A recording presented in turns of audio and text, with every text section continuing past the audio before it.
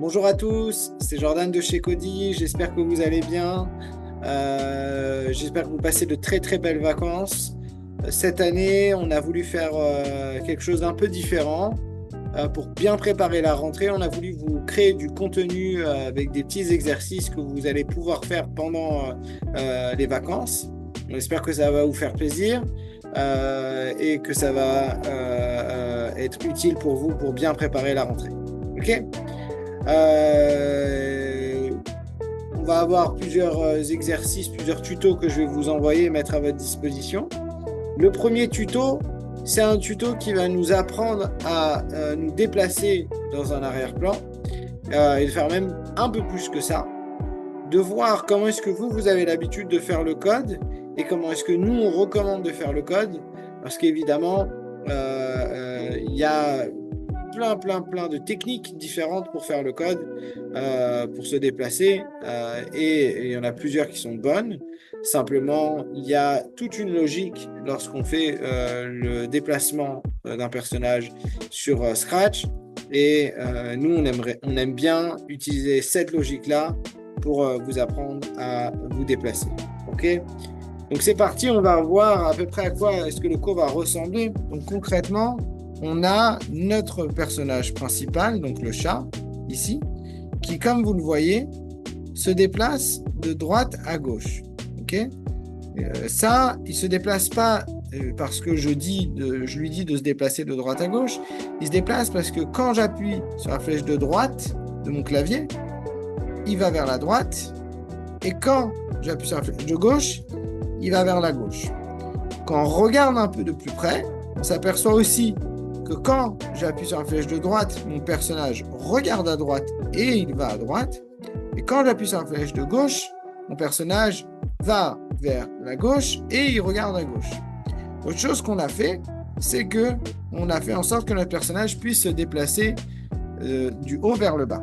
Okay? Donc là, comme vous le voyez, on a notre personnage, quand je vais appuyer sur la flèche du haut, il va aller en haut. Okay? Et quand je vais aller vers le bas, il va aller en bas.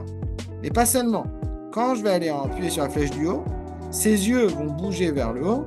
Et quand je vais aller vers le bas, ses yeux vont aller vers le bas. Et ça, c'est un ensemble de codes et de modifications de costumes qu'on a fait sur ce personnage qui vont nous permettre d'avoir ce résultat. OK? Donc c'est parti. Je vais vous montrer à quoi est-ce que ça ressemble. On va commencer d'une feuille blanche, comme ça au moins tout le monde est au même niveau et ça sera facile pour tout le monde. Dans un premier temps, on commence notre code par quand le drapeau vert est cliqué. Alors, je vais vous montrer vous comment est-ce que vous avez l'habitude de faire le code pour que le personnage se déplace et pourquoi est-ce que nous on le fait de cette manière-là. Vous, habituellement, ce que vous faites, c'est que vous prenez l'événement quand la touche flèche de droite est pressée, vous lui dites, hop, mouvement avancé de 10 pas. Super, je vais activer le code et je vais voir ce que ça donne. J'appuie sur la flèche de droite, mon personnage avance de 10 pas. C'est super.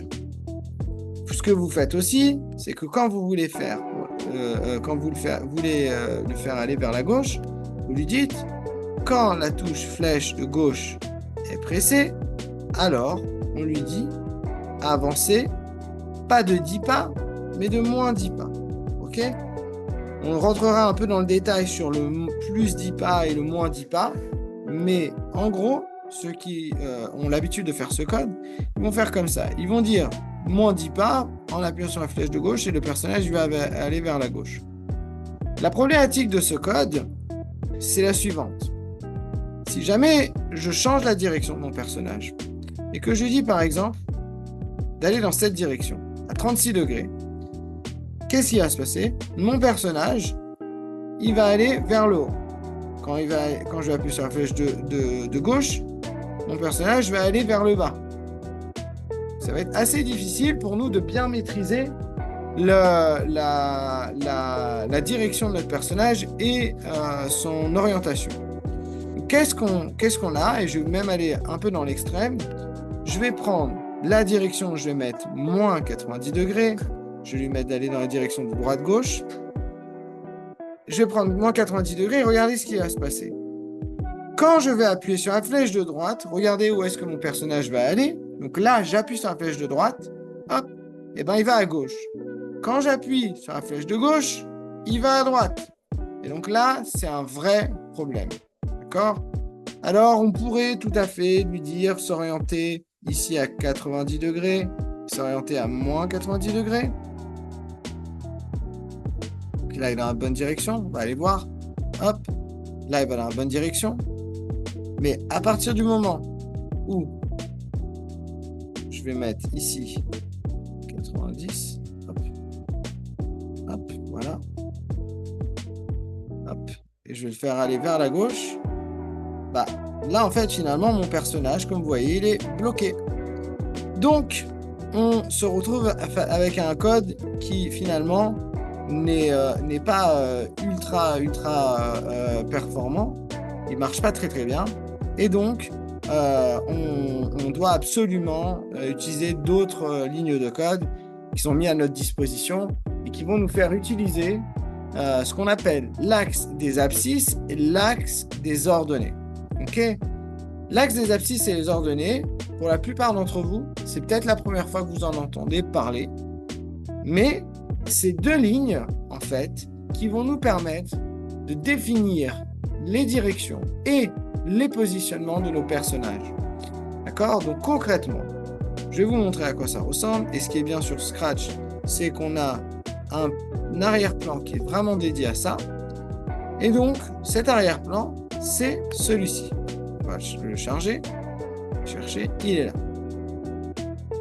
Vous avez sûrement remarqué, à ce niveau-là, vous avez deux lettres, X et Y. À côté du X, vous avez une flèche qui va de gauche à droite. Et à côté de Y, vous avez une flèche qui va du haut vers le bas.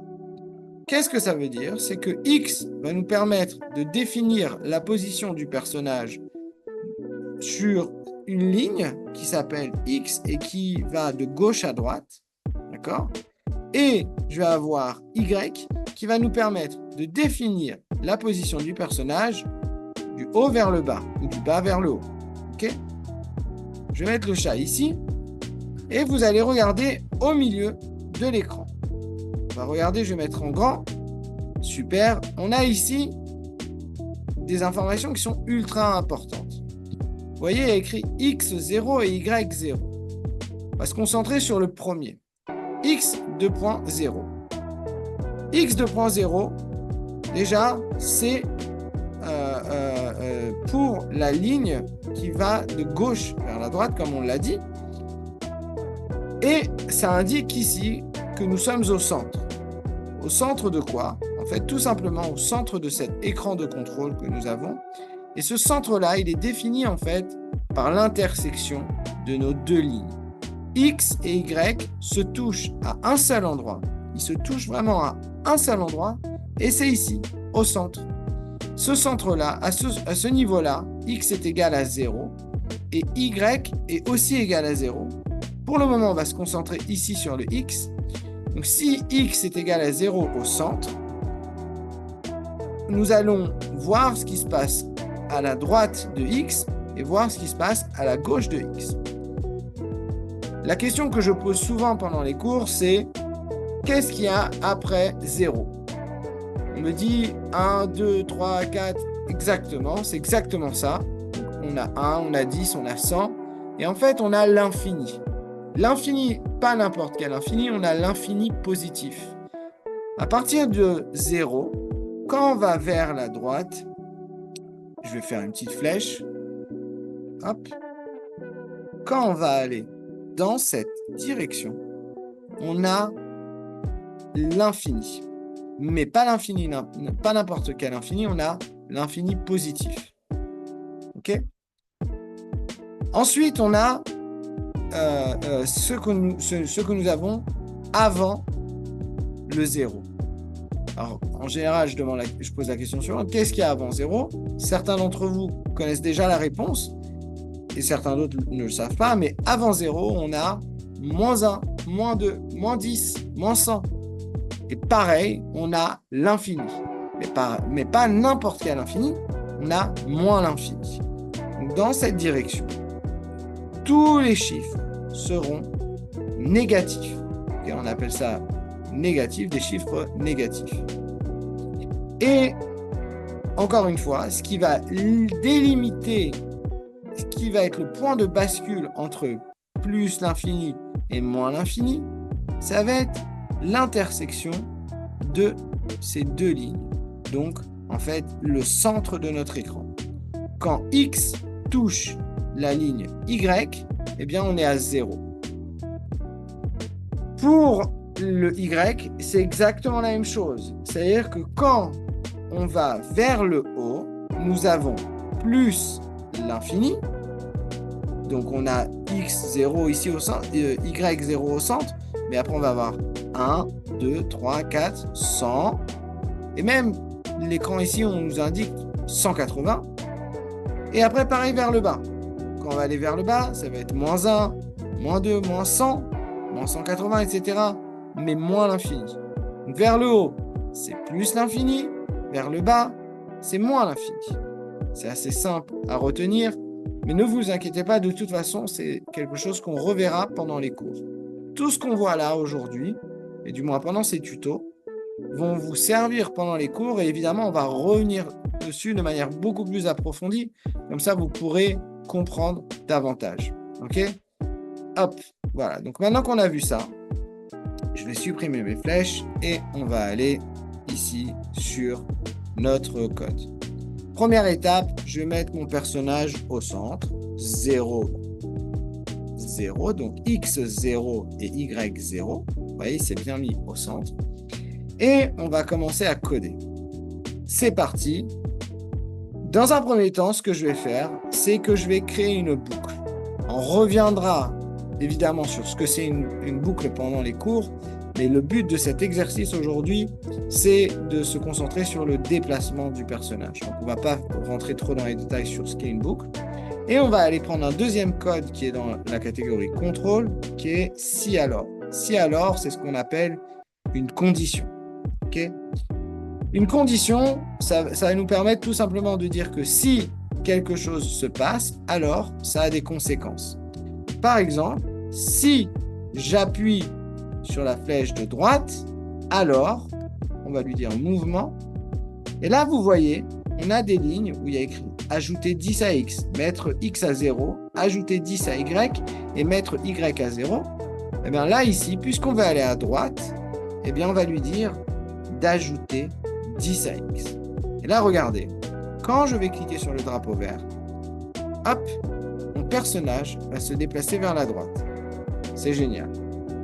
Ensuite, on va lui dire, pareil, que si j'appuie, pas sur la flèche de droite, mais sur la flèche de gauche, hop, au lieu d'ajouter 10 à X, on va lui dire d'ajouter moins 10 à X. Pourquoi moins 10 ? Tout simplement parce que on veut aller vers la gauche.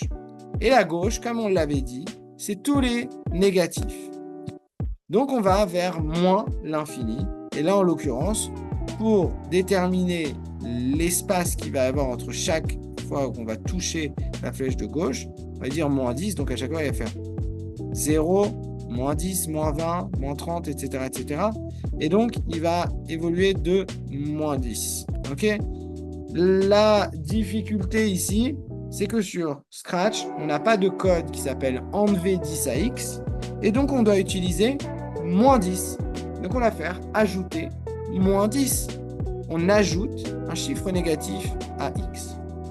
Et là, regardez, quand j'appuie sur la flèche de gauche, mon personnage se déplace bien vers la gauche. Quand j'appuie sur la flèche de droite, il se déplace bien vers la droite. Donc ça, c'est génial. OK ? Maintenant qu'on a vu ça, OK, on va aller se concentrer sur la direction dans laquelle notre personnage se déplace. Et vous vous souvenez, tout à l'heure, j'avais mis, hop, on était à 90 degrés. Hop. Alors 90 degrés, pareil, pour l'instant, on ne va pas rentrer trop dans les détails, mais vous le voyez, c'est dans la direction de la droite. Et je vais le mettre à moins 90 degrés maintenant pour vous montrer. Tout à l'heure, quand j'avais mis moins 90 degrés, mon personnage, quand j'appuyais sur la flèche de droite, il allait à gauche. Et là, regardez maintenant. Même si je mets direction moins 90 degrés, mon personnage, quand j'appuie sur la flèche de droite, il va toujours à droite. Et quand j'appuie sur la flèche de gauche, il va toujours à gauche. Pourquoi est-ce que c'est le cas? Parce que qu'est-ce qu'on lui a donné comme condition? On lui a dit que si on touche la flèche de droite, on ajoute 10 à x. Donc quoi qu'il arrive, lui, il va aller dans la direction de plus l'infini x. Il ne va pas aller ailleurs. Okay? Et pour la gauche, quand j'appuie sur la flèche de gauche, on lui dit d'ajouter moins 10 à x. Donc il va toujours aller vers le moins 10. Et même si je m'amuse à changer la direction et je mets 42 degrés par exemple, mon personnage, il continue d'être toujours dans la bonne direction. Si je lui dis mets-toi autrement, comme ça, voilà, de toute façon, il n'y a pas 100 000 options quand on est ici. Donc voilà, c'est soit comme ça, soit comme ça. Eh bien, il reste toujours dans la bonne direction. Okay? Du moins, il se déplace toujours là où on le souhaite. Quand j'appuie sur la flèche de droite, il va à droite. Quand j'appuie sur la flèche de gauche, il va à gauche.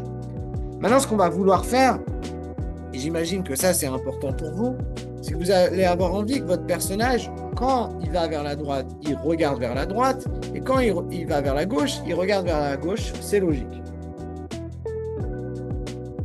Donc, c'est ce qu'on va rajouter maintenant. On va aller lui dire que quand on appuie sur la flèche de droite, on va s'orienter à 90 degrés, donc dans cette direction. Et quand on va aller vers la flèche de gauche, on va lui dire de s'orienter dans cette direction, dans la direction opposée, donc moins 90.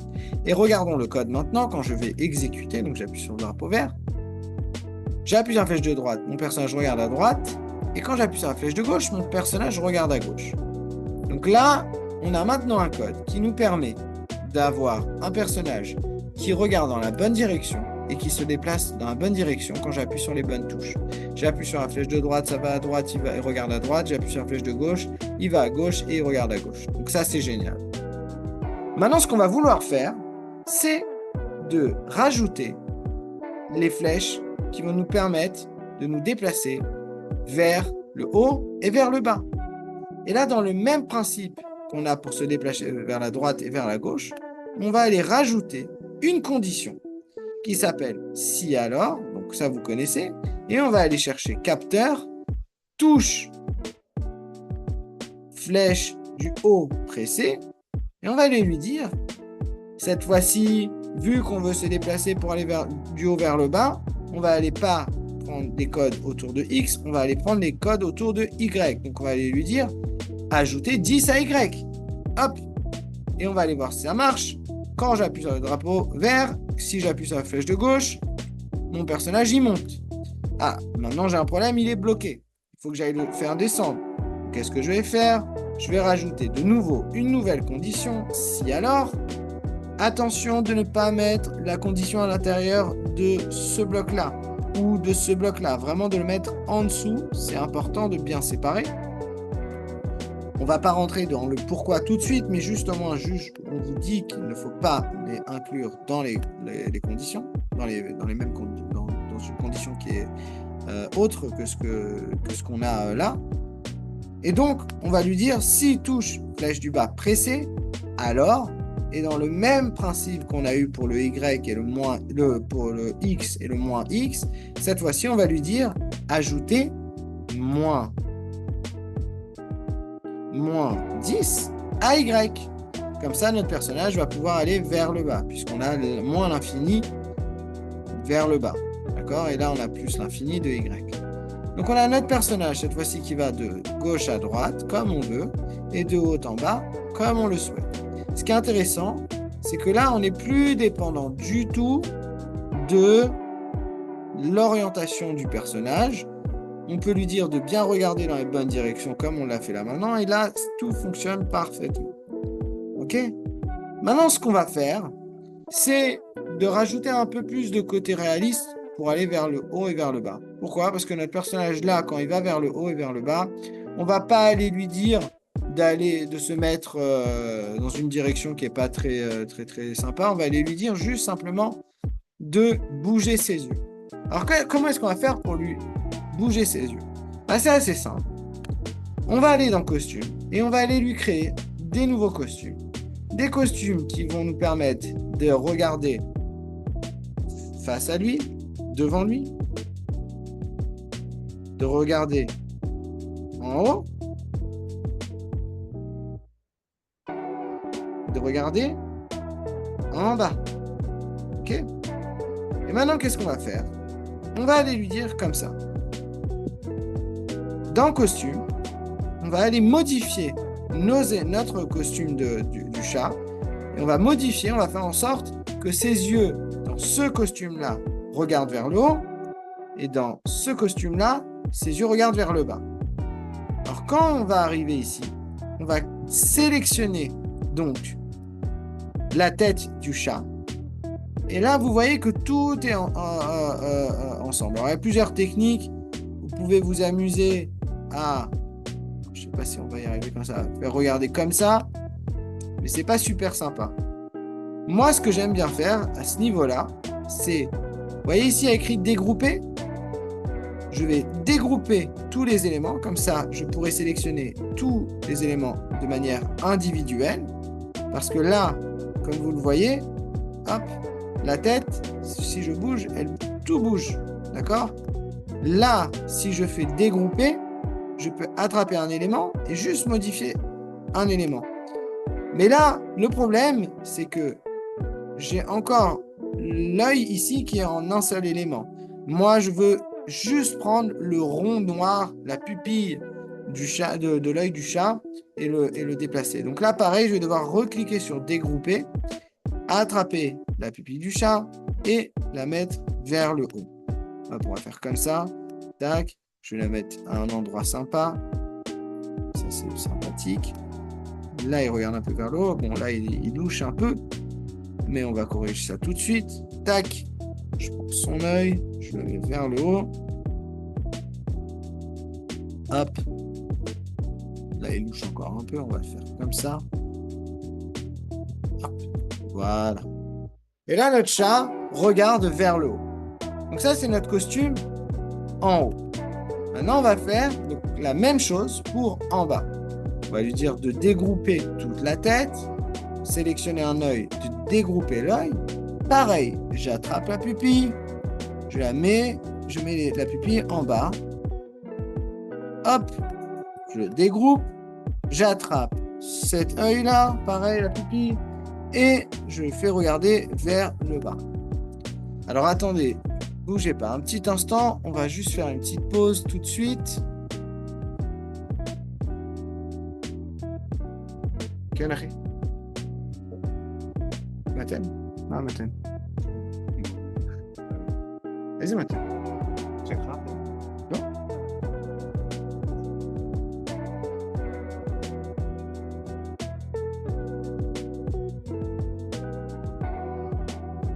Le petit cadre, يعني لو interruption.